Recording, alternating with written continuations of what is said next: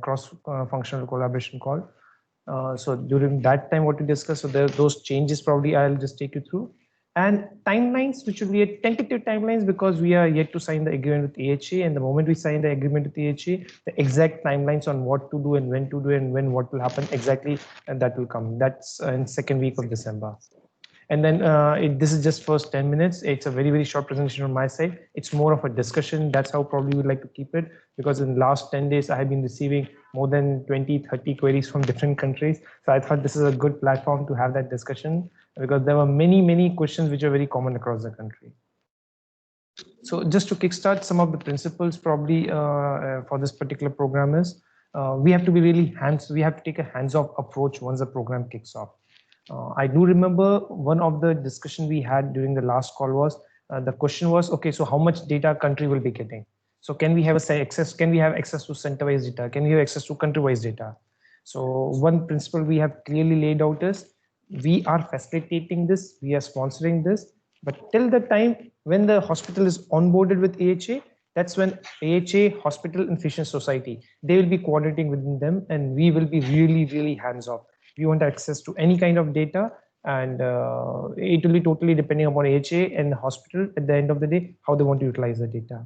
What we will be having access to is a dashboard, an execution dashboard, where AHA will tell us that this is the dashboard for the next 6 months. And on a monthly basis, they will update us what happened in what country. And countries will be part of that discussion with the AHA. Second thing, on the sponsorship approach. So I'm just going by pointers. During the last call, we had a long discussion on research and collaboration, right? That was the first approach probably we were taking. But after a long discussion again with APMA compliance, with APMA medical, so the approach was that this is more of a sponsorship rather than research and collaboration, where we are the funding party and when we are sponsoring the entire project. So the beneficiary in here, in this particular case, is the hospital, and AHA will be treating as a third party with whom Asia Cluster Novartis will be doing a master service agreement. And at a country level, there will be a sponsorship agreement done between Novartis CPO, Physician Society, hospital, and AHA. So it will be a four-party agreement. And the template, Asia Cluster, that means we'll be providing. So that doesn't need to be prepared at a local level. So that was one of the common questions that I was getting, that who will be giving this template or sponsored template at a local level. So it will be a template that will be provided by us. On the third point, the Physician Society collaboration is highly recommended. We do realize, sorry, I'm getting some background sound. Is it possible to mute yourself, please?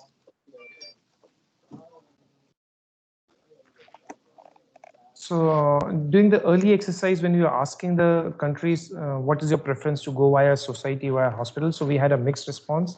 But after a long discussion with APMA, the final outcome was that we would prefer that it's a physician society collaboration, which is very straightforward, which is very neat and clean. Because if we go directly to the hospital, there are some risks that we were looking at, and which will vary from country to country also. So as the Asia Cluster approach, physician society collaboration is something highly recommended. In fact, I would say this is something you guys should go and proactively discuss with physician society, that how they would like to collaborate in this particular project. They should be a part of this project. In case the physician society is not willing or is not able to collaborate on this program, then in that case, the overall rationale and the discussion points can be documented over email, and that can be attached as a, I would say in the P3 process also, that this is what we have discussed with the society for these and these reasons. Society is not willing to collaborate, or it is not possible to collaborate at local level, and we want to go directly with the hospital. And that's where probably you can directly go to the hospital. But primarily the principle here we are discussing it should be a collaboration with the physician society. And that's a first preference. Another point that came up was we are doing collaboration with physician society, with hospital. So is this a possibility where we can explore engaging the health authorities and policy makers also? So this is something, again, different countries have different ways of engaging. So I will probably leave up to you guys how you want to do this in engaging health authorities and the policymakers at local level. When it comes to selection criteria, this is something I have sent you early in the mail, and the deadline to receive from your side was 26th of November. I do understand it was just 10 days. So we are cognizant of the fact, and please do let us know if you're not finished this. So in the earlier call, we had discussed that it was more of a principle-based approach for selection criteria we were taking. But now after a call with APA, after a call with AHA, we have made this that these are the criteria specifically to which all the hospitals have to be qualified enough or eligible enough in order to enroll in this program. So there is a selection, the checklist that we have sent. So that checklist needs to be, I would say, signed by Novartis representative, signed by the patient society, and if in some countries where patient society is not possible, then in with the hospital. So that has to be verified, attested, and submitted to Asia Cluster as a, I would say, documentation that this particular site is eligible to participate in this program. Another thing is dyslipidemia management parameters. This will be also a part of performance goal because when we started this program, we were just looking at the heart failure, but with dyslipidemia therapy area and pipeline, so it makes sense that we include this also in this program. Number of centers, when we started earlier, it was 22, 20, then we went with 22. So there's an update here. In the first year, we'll be enrolling all the 22 centers. And for the second year, we will be having an additional space of 8 centers, and which is already factored in the current cost. So it's not at extra cost. It will depend upon which country wants to take how many centers, and that's some, I would say, cost calculation will be done, but it won't be very much different as compared to what is there currently. So these are the 8 additional centers we are looking at in year 2 of the enrollment. But for first year, the current number of centers remains 22, which were earlier submitted by all of you. So from timelines perspective, this is a very draft timeline, which I'm showing you here. And the cost split finalization and the communication CPO and the carving of the budget that has been already done in the first week of November. The CPO call we are having today, this is the first call, and we'll be having a series of these calls in next, at least for the next 3 months, so that everyone is on the same page and everyone knows what is going on in different countries. Submission of the selection criteria checklist, 26th November, that is tomorrow, is the last date. And I have received only from 1 country till now. So I do understand the rest of the 8 countries are still working on it. Rest of the timelines, I would say, are more of tentative. We are looking forward to signing agreement, master service agreement with AHA by 15th of December. And what we expect from country is that at this point of time, you should reach out to the society in order to engage them, in order to explore or have a dialogue and how society wants to collaborate in this particular initiative. That's one. Number 2, the site selection criteria checklist that needs to be completed. And at this point of time, only Novartis needs to sign. When the agreement finally happens with the sponsorship agreement with the Hospital Physician Society, that's where the external stakeholder have also to sign on that particular site selection criteria checklist, because it will be going as an addendum to the agreement. Third point where we need your help is at local level, the risks are different. Like in one of the countries it was highlighted, then we were using the term accreditation or recognition. Probably that is also something which was highlighted as a risk, local risk, not from Asia cluster perspective, but at the local risk. So different countries have different regulation. So this is something at a local level, ERC risk assessment, that is very much recommended.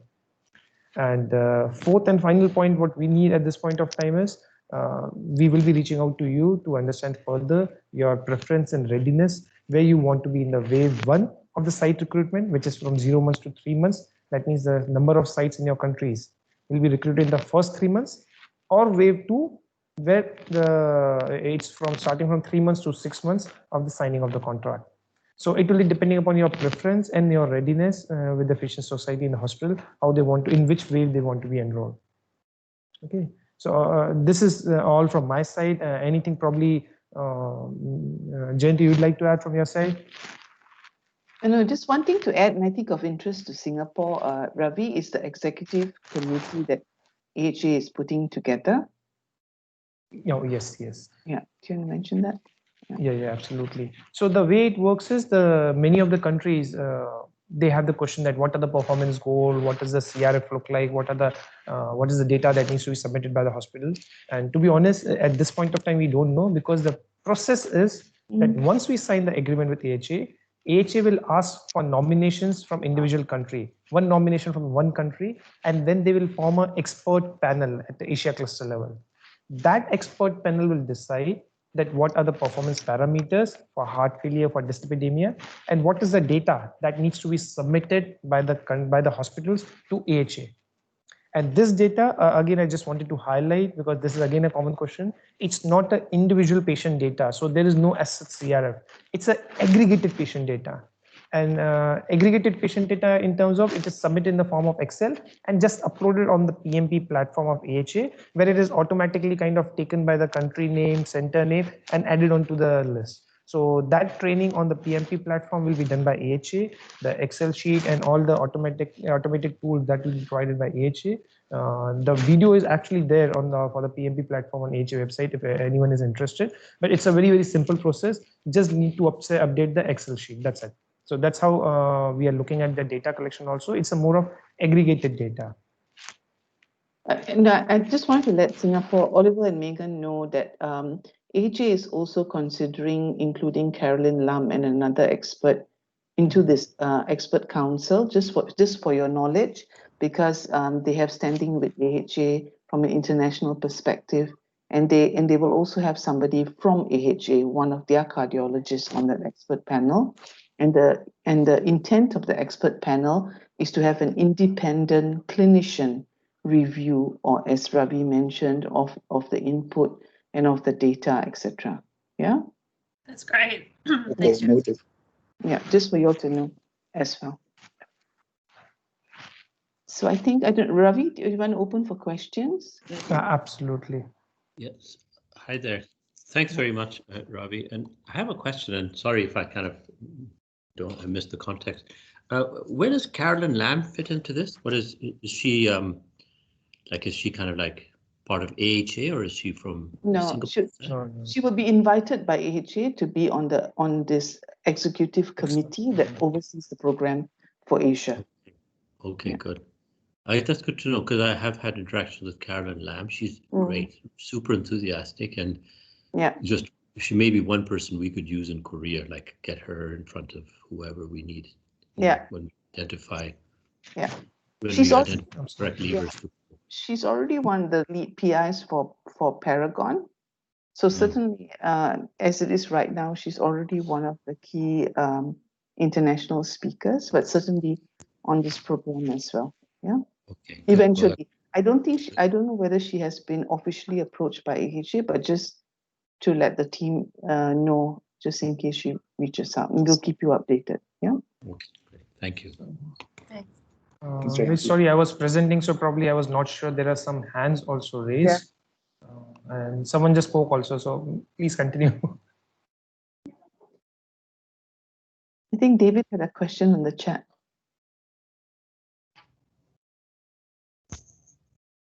And I also have a question. Is it okay for me to ask now, or you answer the question from David first? Hi, sorry, I was on mute. Sorry, I'll be very quick. So just, I think it's great to have Carolyn Lam. She's probably our top gun in Asia cluster. I'm just thinking, would it add value, or I would appreciate it, if it's possible, if we have a representative from each country. Do you think that there's a window there, or do you think we need to be a little bit more hands-off and let AHA steer the ship here? Yeah, so we're going to be, they have the contact names of the doctors who are participating in the program. We're going to be a little bit hands-off in the sense of who we suggest, because this is part of what they put together as part of the program, right? But certainly I'm quite sure that they will reach out to some of those experts. Okay. They tend to do that. So in the past, we've seen in Saudi and other countries, they tend to have one lead person from the country who is a cardiologist, because they also want to get the background, etc. But we're going to leave that selection to AHA. Okay. I can over to you. Yes, I have a number of questions, but I start first with how the payment will be made. Yeah. Shall I jump in? The reason I'm asking that question is because first we would like to know whether we will transfer directly to AHA or will be from AC right? Yeah. Yes. So if I can respond, so the payment is all directly AC to AHA. And what we've decided to do, we're not going to cross-charge the countries. AC Finance is going to hold back that amount from your budgets Ravi has given us a breakdown by country based on the number of centers you're enrolling. So AC Finance will hold back that amount at AC level, and AC will pay AHA for the program. So there's no cross charge, there's no SLA required. Ravi and everyone have had lots of discussions with your tax managers, etc. And with finance, we decided this is the best way forward. Yeah, it is really good. Just that there is one amount which will be paid for this year, right? So our local process should be finished for this year. Yeah. No, yes. so Deborah is aware. She's informed your BPAs already. Yeah. Yes. Yeah. It was sent in the first week of November, and Deborah has informed the BPAs, and that amount has been carved out. So it was the same mail that I forwarded to the rest of the group also, the entire group also. Yeah. On a regular basis, that will be the same exercise. That amount will be carved out from the country budget. Yeah. Thank you. Okay. Thanks, Aiken. And I see David has a question in the chat that LPA in the dyslipidemia parameter. So David, probably just to answer your question in a direct manner, we don't know.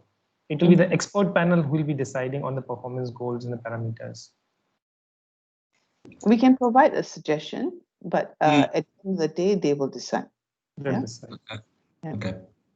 So Megan, you have a question? Yeah, I've got two questions, Ravi. A budget one first, which might be a little bit too detailed, and you may not know the answer here. I've just finished a meeting with my finance BPA, and she said that AC have effectively given me the cost of the December payment to pay for this. Is that correct, Jayanti? Yeah, correct. So this is the email that we said Deborah sent out to the BPAs. So based on this calculation, this table that Ravi has created, based on the number of centers for each of you, the upfront payment, the first payment was divided by countries, and that's the amount that was carved out. Yeah. So and the reason I asked this is because I'm now underspent to the tune of whatever it is, Singapore, $35,000, because I carved out that money from the local. Anyway, it doesn't matter. But I just wanted to double check. It's just thrown my year-end underspend out, but that's by the way. So my other question then becomes, how much influence can we have over the expert committee to drive what they do? It sort of tails into David's question about LP little a. Will we be able to have meetings with them, Jayanti, or no? It's fully hands-off. Yeah. So the reason for this is because even with the AHA program, largely once it kicks off and it's running, we will have very minimal interaction and certainly no influence. And that's the way we want to keep it. We want to keep it very independent, and they get to do what they do and they've proven to do without Novartis dictating further terms, right? But what will happen is that there will be monthly calls with each of your hospital centers with AHA directly, and we will have regular monthly calls with AHA on the progress of the program on a regular basis, and we will get minutes and sort of documentation about what's happening, or if there's an issue, etc. It comes to us, and we can highlight that to all of you as per your country, or to give you an update about what's going on. But the intent was really that we wanted to be very, very hands-off once the program was running. You may be asked at a country level if, example, a doctor is not attending a monthly call, or there's some issue at the local level, it will be highlighted to you so that you are aware and you can maybe remind them. But we have to keep hands-off as possible. Okay, that's fair enough. Thank you. So just to add to that, Megan, you sent your underspend, though you had kept money for this particular initiative. So the money that you have kept aside, it's exactly what we had also done. And when that mail from Deborah was shot out to the rest of the BPAs, we told the BPAs to cross-chart that amount internally, make an arrangement that goes from the interest of phase 4 cost center. So that's how probably we distributed. I'm not sure in which cost center it was carved out from Singapore. Otherwise, it should not be underspent, to be honest. Yeah, so that then means So I'm really confused here because Jayanti, Yeah. you're saying something different. Yeah, no, Ravi, I wouldn't complicate it so much. Don't worry. It's a financial shift with the It's with a the financial shift, yes. with the finance team. So Deborah has already informed them. So you remember sometimes what we do is we hold back certain funds at cluster level. It's just on paper. It's not that the money is actually moving here and there, stuff like that. So don't worry. The finance teams have been informed. Deborah will be working with us based on this table to inform your BPAs when the payments are due, when it's going out, and how the money moves out. So you just have to ensure, example, this year Singapore, Megan, you have the 33K 567 in your medical budget, and that gets pulled through by Asia Cluster, and then subsequently for the other payments as well. So I wouldn't complicate it too much. It's really very, very simple. Very yeah. simple. So just so I understand, right, and the reason I'm being really picky about this is because like notoriously Singapore Medical is really poor at managing the budget, but we've done so well this year. We're like 2% to plan. So the net effect of all that, Jayanti, is that the local Singapore CPO is still paying for that. Like it's effectively coming out. Okay, then that's all I care about. Yeah. So exactly. Yeah. So just for next year, ensure that you have the subsequent amounts by year, right? Okay. As per table. Yes. We might have a little bit of reprieve because we're just waiting for our cost targets to be approved. I put in for about 150K at AC level next year for the project. If that gets approved, then your 2021 amount reduces as well. And then we will inform you accordingly. Okay, that's awesome. Thank you. All right. So just to add to that, Asia Cluster approved 250,000 for the first upfront payment also. That's the reason the amount that country was spending was very less. That's great. Thank you. Okay.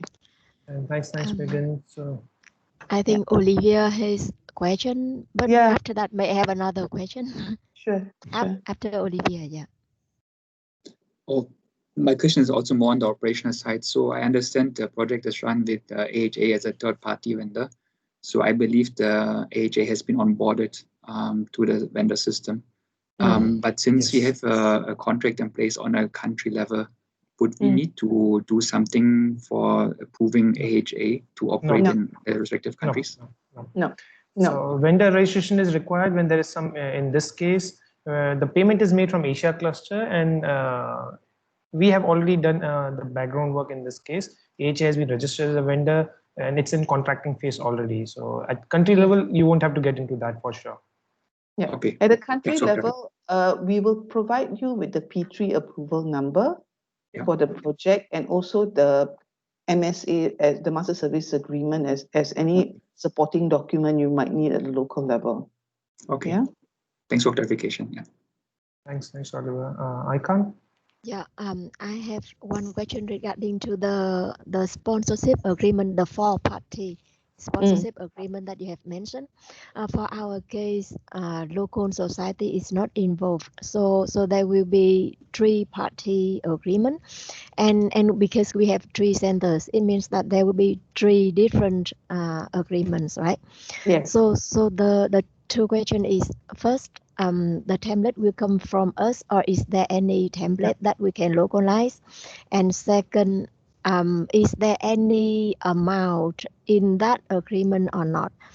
Because if there is, then it will be very, very difficult for us, or nearly not possible, because No, in this case, so the template will be provided by us, that's for sure, and the template is ready. It is just in the review phase, probably. That's the reason we haven't cascaded. Otherwise, the template is ready. It will be provided by us. That's number one. There is no financial transaction at a local level, and we would very much recommend, please don't do anything which is out of the, because otherwise it won't be included. We won't be able to reconcile it in the parent P3. So that's the second thing. But also that's not the way we want to operate. I know some of the countries, your hospitals may say, oh, we need extra resources to make this happen. We're providing them this opportunity to work with AHA, and we really don't want any further sponsorship, resourcing, etc. on a country level. And if you're not working through society, then as Ravi mentioned before, we need to have some level of documentation that you've approached them, and for whatever reason, this is not possible. Yeah. Yeah, we understand that, Jayanti. The reason I asked that question is not because we want to provide additional amount, but it is because there will be some concern in terms of tax, which and logo requirement do not allow us to transfer sponsorship amount to Correct. So that's the reason why we're managing any money out of Asia cluster. So Ravi, Deborah, and all had various conversations with the tax managers in all your countries and all the finance teams. So, and that's the reason why we landed on this way forward. Yeah. Yeah. Thank you. That helped us a lot. Yeah. Okay. Sorry, I think there's some questions in the chat, Ravi. Okay, so I was presenting, that's the reason I was not able to see. Let me just go through it. So first question from Lee Hong is, do we have the template for aggregated data for submission? And in case the Patient Society will work with us for this program, do they receive any fees from AHA or Novartis? So on the first thing, do we have the template for aggregated data for submission? There is no as such template for it. It's just an Excel sheet. And the Excel sheet will have performance parameters, which will be agreed upon by the expert panel. The role of hospital will be to fill up the Excel sheet and upload into the PMP platform. So that PMP platform is AHA owned. AHA will be giving the training to all the centers on how to use this platform, how to upload the Excel sheet, and everything is automated in that particular platform. So just to probably give you a short answer, there's no as such template. It's just an Excel sheet for the aggregated data for submission. On the second one, in case the Patient Society will work with us for this program, do they receive any fees from AHA or Novartis? No, not possible. Sorry. And we want to be really clear about it, right? We just really want to be very clear about the value of the program and what benefits the hospital needs to get from this, or society, etc. Right? And it's a partnership, it's a collaboration. There needs to be a shared objective, and here there should not be any financial transaction which might put a suspicion or which might put any kind of I would say transactional relationship in this particular partnership. It should be purely a shared objective of improving the heart quality of the treatment that the patients are getting. That's the main thing. So that's the reason the short answer to your question is no. Next question is from Nestle.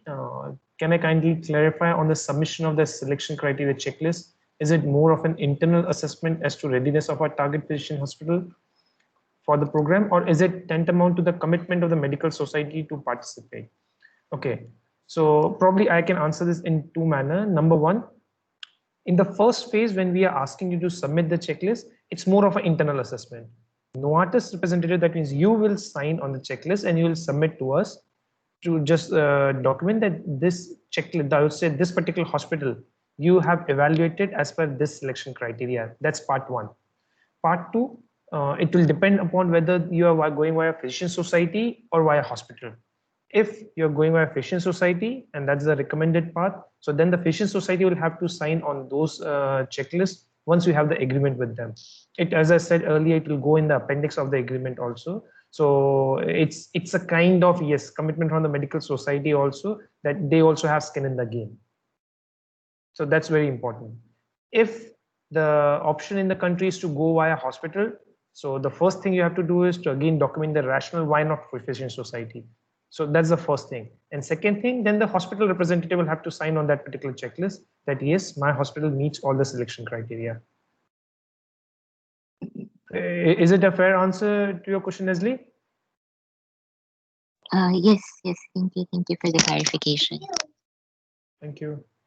And from on, she has a question: is aggregated data data of one patient, or is data of multiple patients aggregated based on criteria? So in this particular case, since we are using the PMP platform, it will be aggregated data. It won't be an individual patient data submitted to AHA. One of the reasons was because when we started exploring this particular idea of AHA, and AHA connected with CSOs and the teams of all the countries, so they came across some of the data privacy issues. And that's where they said that it's better to use the PMP platform where the aggregated data can be submitted rather than individual patient data.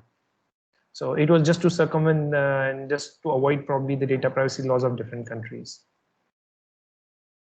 And just to be clear, before we kick off the program, AHA will run training with each of your hospitals, right? And because you provided to us which countries required translation services for this training, we will adhere to that.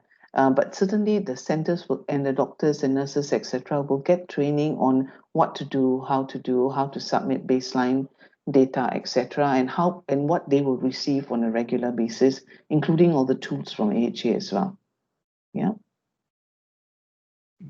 So in the position paper that we have shared with you, you can go through all the activities that AHA will be doing with the hospital, including the expert panel, including the trainings on the PMP platform, including all the tools that will be provided, and what is the frequency that AHA, AHA director will connect with hospital. So everything is there in the deliverables. So if you guys have any query or any clarity if you need on this, we'll be more than happy to help. On the chat box, I don't see any other questions.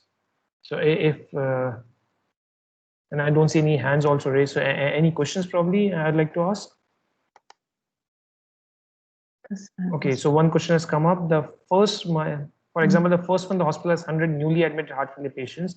We will import data on the PMP platform. By the second one, there are 100 new hospitalized patients, 100 old hospitalized coming back to the hospital, re-examine. We have to key all the data into PMP, right? Okay, so first of all, we don't have to key in any data, just to clarify, but the hospital does. Yeah. Okay, so this is the question that we also asked AHA, that what is the exact number of patients that you're looking for? Because we'll have to give clarity to hospitals also. It's not possible that there are 600,000 patients and 100% of the patient data is going in that, right? So first thing probably I'd like to clarify, and this is something you should communicate to hospital also. The point at which patient data is taken into account is the point when the patient is hospitalized. That's when the patient starts in this particular, the follow-up journey begins, right? So that's the pivot point we are looking at. That's one. And if the patient volume is 1 to 60, the expectation is 100% of the sample size. If the patient volume is 60 to 300, then only 60% of the sample size, and accordingly, as the patient volume increases, the total sample size decreases. Maximum 120 cases, if at all possible, that can be submitted. And the frequency will be again defined by the expert panel. Ideally, AHA said that it should be a real-time basis, but we do understand real-time basis probably for many of the hospitals will be an issue. So bare minimum, they might come up with a monthly frequency to submit this platform. Another thing I would like to add is this is the frequency at which they need to submit, but the first baseline will be based on the 30 patient data that the patient needs to submit within, I would say, once they are recruited. And this first recruitment phase will be of the 6 months. As I said, the wave 1 will be 4 countries, wave 2 will be 5 countries. All the 9 countries, all the 22 centers, they'll be recruited in the first 6 months. So our expectations in the first 6 months, that 30 patient baseline should be submitted. And that's where probably AHA can kickstart all the recruitment, everything, all the process. Is it okay? Is it clear? Let me see who was. The question was from Trongon. Okay. Yes, it is clear, Ravi. Thank you. And all these details, AHA will train the hospitals exactly what is going to be collected, how it's going to be collected. There will be a cost director based in Asia who will be the one speaking to and working with the hospitals, as well as the team from the US as well. Yeah, so they will be very supported.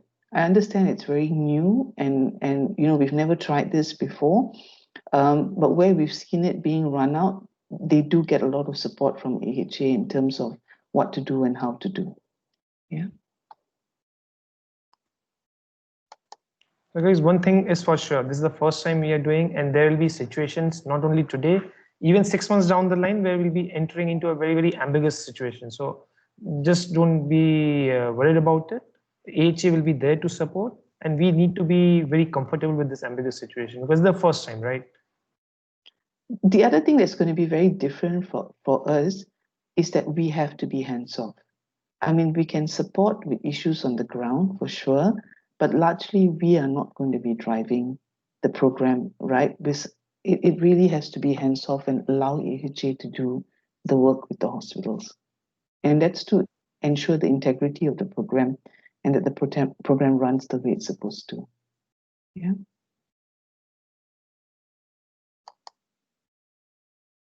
Is everyone on the call feeling comfortable now?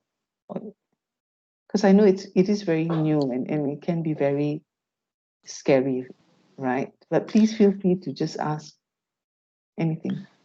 Yes, I can. No, I do not ask, GNT. It is very clear for us. And actually, we would like to thank Ravi and you a lot for that. Oh, thanks, I can. Ravi's been doing a Hi, lot. Ravi and Jayanti. This is Irfan. Hey, Irfan. Hi. Yeah, I would like to ask about the benefit for the hospital. Apart from the benefit that already stated in the positions paper, is there any other tangible benefit like the publication of the program or maybe certification, etc.? Okay. Ravi, you want to take that? Yeah. So one thing is for sure, publication, the abstract submission is there in the deliverable of AHA, and that will be again between AHA and hospital. How do you want to do it? If the hospital is willing to publish, AHA will be more than happy to include their data into the publication. So if that's you consider as a tangible benefit for hospital, so that's there. When it comes to certification, it's more of a recognition in terms of gold, silver, or bronze awards based on which are the criteria they meet by AHA. So that's the recognition they can look forward to from AHA. Otherwise, there is, just to clarify, there is no as such accreditation. That's a very, very different thing. It's more of an award and recognition from AHA based on their performance.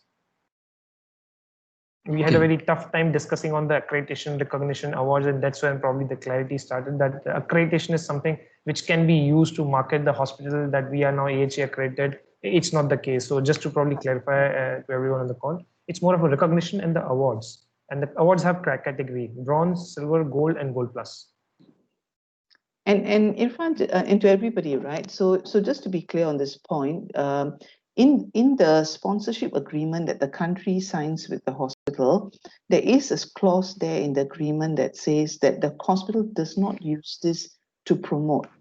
That the hospital does not say, oh, you know, I ran a program with AHA and now I'm the best in class and stuff like that. So that's not the intent.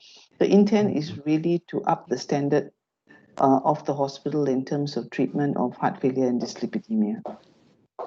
Yeah, and when they do that, the benefit for them is that more patients are going to get better outcomes. There is better usage in terms of their resources and efficiencies, and they create a very standardized way of how these patients get managed. So the benefit to the hospital is that they are getting, you know, a quality standard project that directly from a US-based body.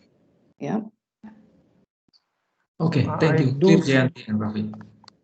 Thanks, Irfan. And I do see a couple of questions in the chat box. One is there are references to phase 1 and phase 2. So can you help me clarify this point? So as I said, there are 9 countries across Asia cluster, right? And all the 9 countries, all the sites cannot be recruited in the same month. So we need to phase out. So depending upon your preference and readiness of the centers, readiness of the countries, which phase you would like to be or which phase you will probably fit in, that's what probably I'll connect with you individually. I wrote in the slide also, I'll be sharing the slides with you, that I'll connect with you individually, that what is your readiness, what is your willingness to participate. Some of the countries would prefer probably in phase 2. Some of the countries say, no, we are all ready. Like I'm pretty much sure Vietnam is ready the way I've been talking to you guys. So that's when we can say that phase 1 and phase 2 will define by 15th of December. Then the second question is, I learned that the program does not require to manage out patients if they are not admitted to hospital. I probably need a little bit of clarification on this. Janti, is this clear? Yeah. Is the question clear to you? No, so sorry. So the starting point of the patient is when they are admitted. That's how they get into the program. But that patient gets followed up even when the patient is in outpatient as well. All right. So I hope that clarifies. So it will cover inpatient and outpatient, but the starting entry into the program is when a patient gets admitted for heart failure. Does that clarify, Trong? Yes. So actually, she has clarified in the comment below also that the program does not require to manage outpatients if they are not admitted to hospital. So Janti, what you said is exactly what the question was, that the point at which the patient is included in the program is the hospitalization. After that, the patient is followed up in the outpatient. Yep, and we wanted to be clear that we see both sides of the coin. We want to see the inpatient as well as the outpatient follow-up and management of heart failure. Yeah. Another question is that will the hospitals assign patients with HFpEF? Yes, definitely. It's all entire spectrum of heart failure that will be included. Yeah. Yeah.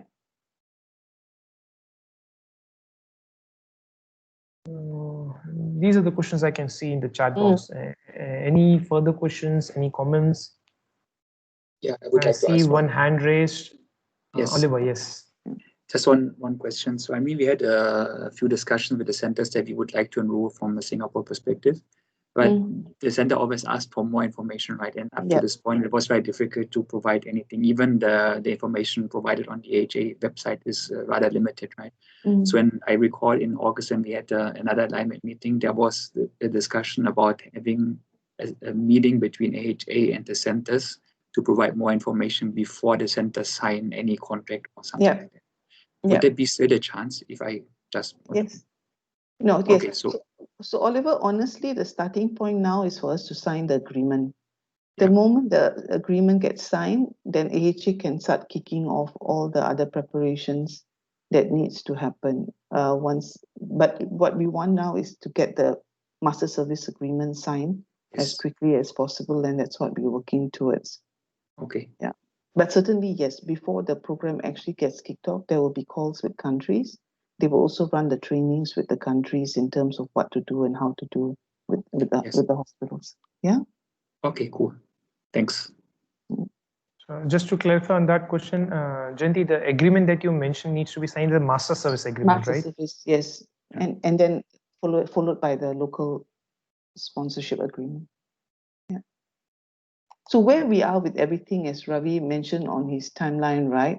So APMA, we've had calls with APMA. APMA has reviewed the position paper. We're just finalizing that with the last review, and then it goes to P3. In parallel, we're just waiting. I think this week we will hear back from AHA on the agreements. Our side, legal, APMA, and cluster have created the agreements and reviewed it. So once all that is aligned, Ravi can share that with all of you to take to your local legal teams locally to have a look at the language and whether you need to change anything locally. Yeah.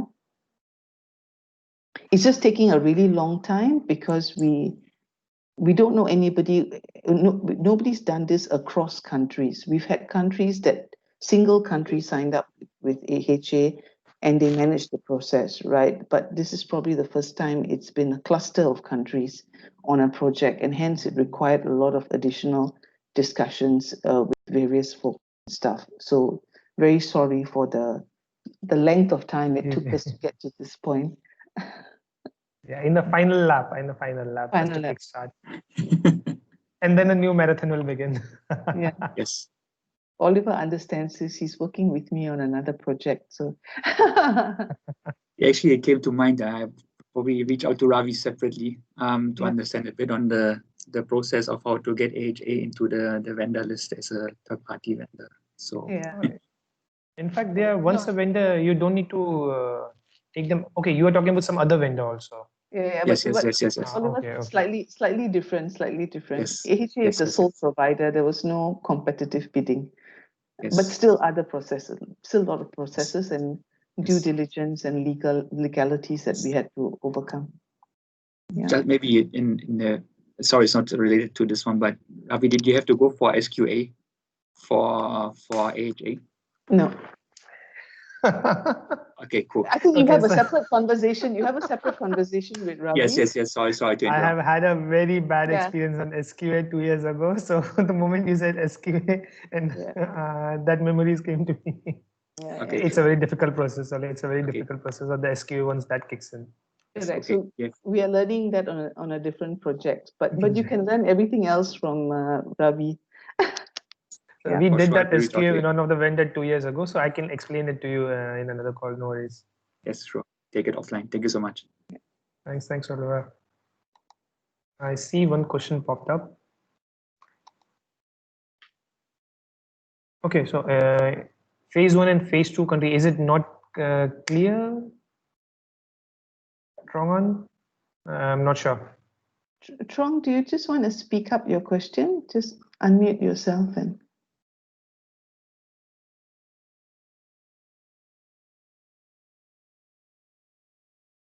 Trong, I think you're muted. We can't hear you.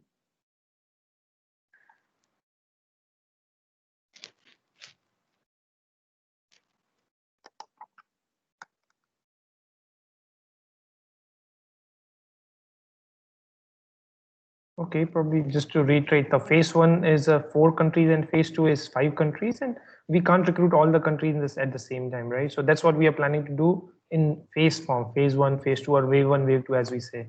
So, Trong, if you need any further clarity on this, please feel free to connect with me. I did had a couple of questions from your side earlier, which I tried to answer during the discussion part also. And I do believe I have a long list. I'm just looking at the list. I prepared a list of all the questions that I've received from the country. Almost all of them are addressed in the discussion. And if you think any of the questions probably I have missed out or which needs extra clarification, please feel free to reach out to me. Do let me know.